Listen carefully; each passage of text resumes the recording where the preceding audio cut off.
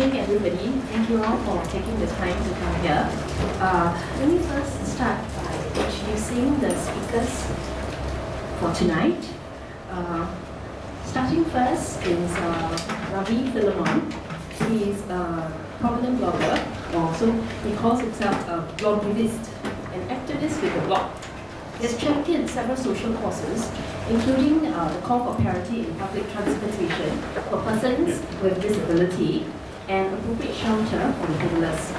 He is a founding member of Manila and was formerly chief editor of the Online Citizen.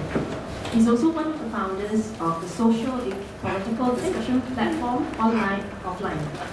Ravi works for charity as its executive director and is also a member of NSP. The next speaker is Tony Tan. He is the head of policy unit in NSP. And the third speaker is a new face. His name is Brian Long. He was formerly a scholar with the Defense Science and Technology Agency, but left after his term ended to be a stay-at-home dad. He's now an entrepreneur, startup consultant, and executive coach. He's also currently reading law in NUS. He's married with 2 children and planning to have a third, and he'll be talking about raising fertility rate. And I'll be the final speaker for the day. We'll start off with Ravi.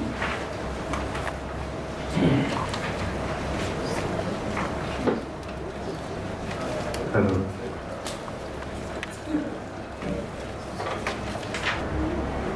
This was the population projection in 1989.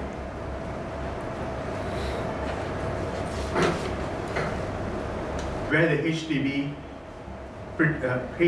projected that there will be 3.21 million people in 2030. In 2001, the URA, or the Urban Redevelopment Authority, predicted that in 40 to 50 years from 2001, the population of Singapore will be 5.5 million.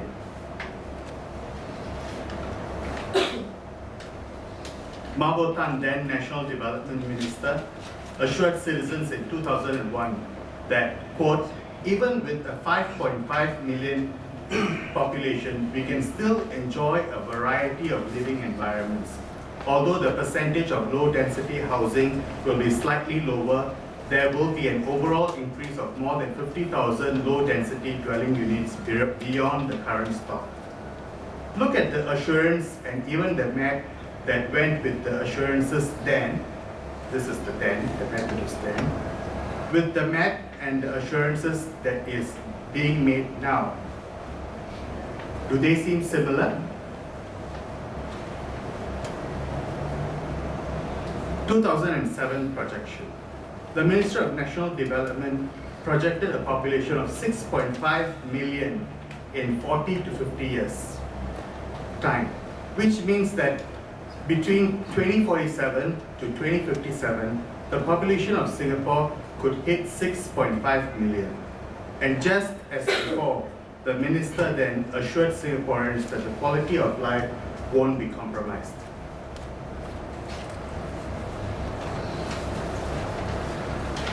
It's only a continuation of current policies. The second part that he mentioned earlier is OA support ratio.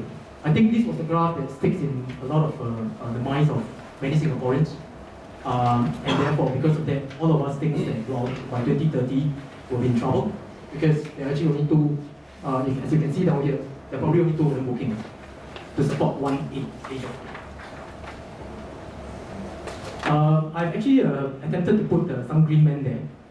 Hope you guys can see it. My point is this, that you need to closely examine as well.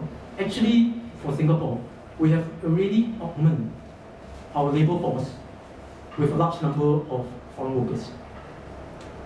So if you really were to think about that, what I'm actually trying to say is that really this is not an issue actually. Because earlier, I ought to have mentioned, in the earlier graph that was actually given, the data that was given on 25th April by MPTE, one needs to understand that that's only for citizens. They are not including PRs, they are not including our foreign workers. which is fairly unusual because normally it's statistical code, statistical consideration. They will always learn everything as residents.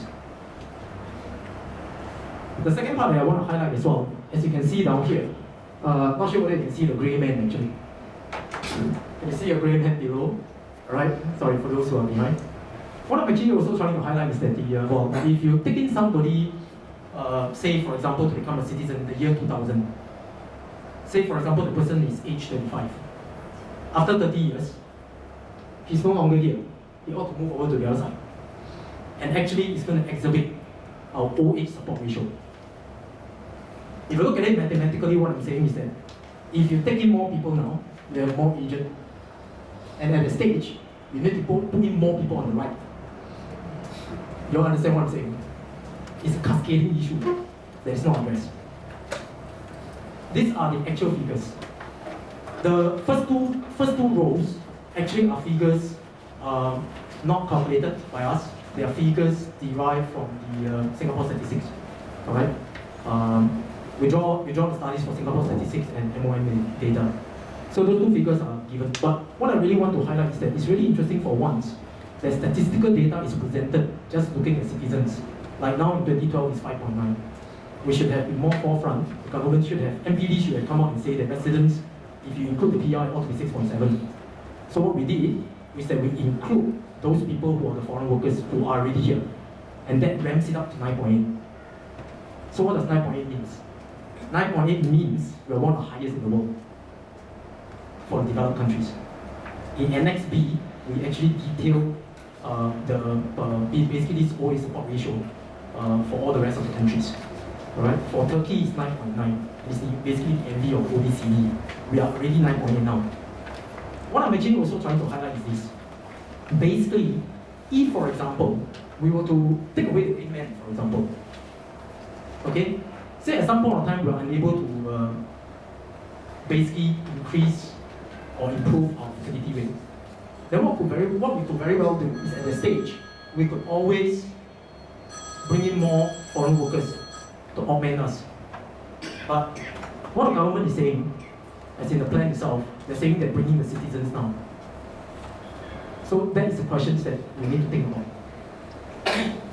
Apart from that, the other thing that's also pretty critical, why developed countries in the West are so obsessed about old age support ratio is because that they have pension system. They're extremely concerned about it because they need the number of people who are working to actually be able to pay the tax so that they can pay pension to those people who are age 65 and above. But what is really interesting here in Singapore is that we have our own CPF system. We're supposed to look after ourselves. So why old age support ratio becomes a consideration? Of course, not to forget that with the exception of ministers, they're still on pension scheme. But I don't think that there are that many of them. And our third proposal is this, is to remove the resale levy when parents want to move near their children. Now, currently children who want to move nearer to their parents are exempted from paying this resale levy.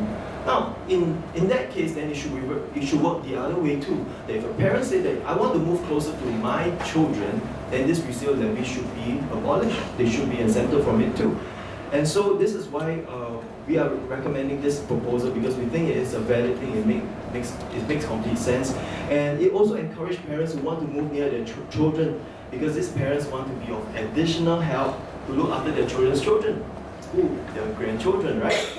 So all in particular with this area, our proposal wants to mitigate the high cost of living space related to a high population density, and in turn hopefully encourage couples to have more children, especially encourage them to know that their living space will increase with them as they grow in terms of family size.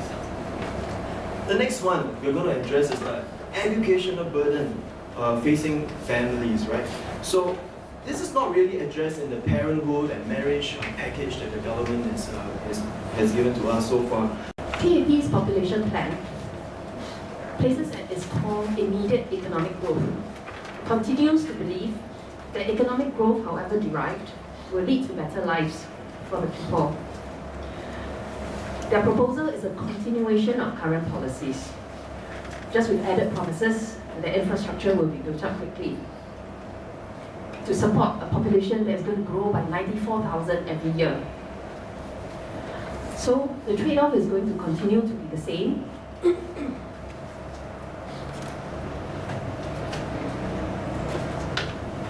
This is the cover of the population white paper. It says a sustainable population for a dynamic Singapore. Sorry, there is nothing sustainable about their policy. Growing economically by growing the population is not sustainable. Even if we accept their assurance that this, by increasing the population to 6.9 million, it will bring about greater prosperity for many Singaporeans, then what happens after 2030? Do we grow the population some more? Is this what a sustainable policy looks like? Over the longer term, we're still going to have to come back to seeking productivity growth. We're simply kicking the can further down the road.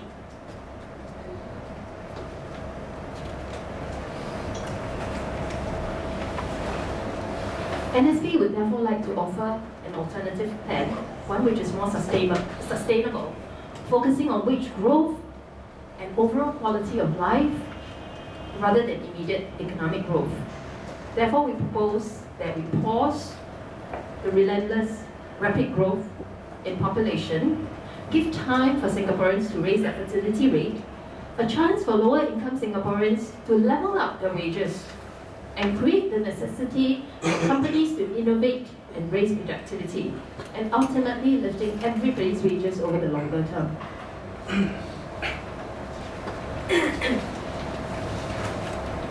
Now with that, I've come to the end of the presentation of NSP's population plan.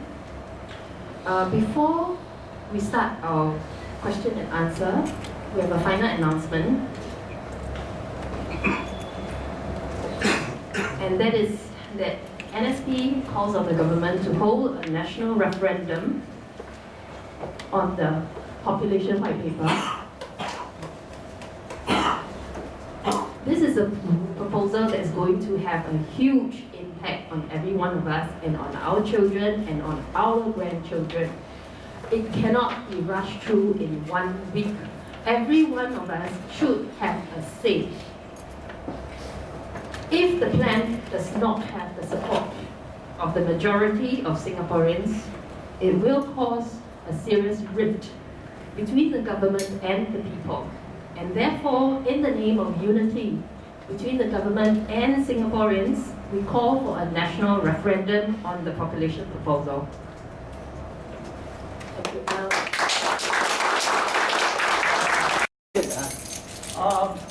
I look at the question of population influx. To me, that's not the right question to look at by the government for a couple of reasons. One, you keep bringing in population, right? You add to GDP because consumption demand, as Ravi said correctly, right? But when you stop the foreign influx, what happens? The economy stayed. That's one. Number two, all the major global economies are having a demographic cliff now. So there's no demand. We increase the population, what do we produce? Where do you sell to? The whole thing is politics, it's not economics. Thank you, sir. Any other comments or questions? Yes, sir. Our government has two big companies, Temasek, GIC. And we have been pouring investments by the billions outside, helping other countries to grow. Okay? Why are those coming back here? What happened?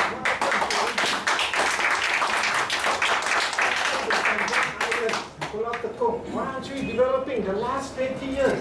You know, I'm sure you are familiar. Those are what we call economic multiplier effects. Okay, so it's going to be thousands of activities every day. Thank you, sir. Okay? Just 1 second. Can I have a response to the depopulation? That's the PAP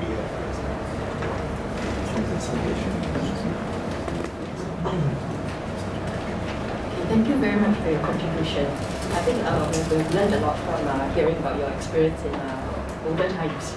But regarding that depopulation thing, I think this is a matter that we need to balance the interest of individual Singaporeans and also businesses that are here. For us to call for a depopulation means that companies will actually have to start to shed manpower, and that we felt might be a bit drastic. Therefore, we are really calling for a pause in the growth. Will have to agree to hold. So what, as citizens, what we can do is to... Can you at the back please stop talking, now listen to the speaker? So put the pressure on the government to do so, to indicate our strong desire for such a national referendum. Now, you can either write to your MP to make your feelings very clear, or there are various activities actually going on now to indicate Singaporeans' feelings about this population plan. On the 16th of February, I believe there is an event called Say No to 6.9 million. So there will be an indication of the level of Singaporeans' feelings about this plan. So these are things that we need to act on in order to show the government how strongly we feel about this issue.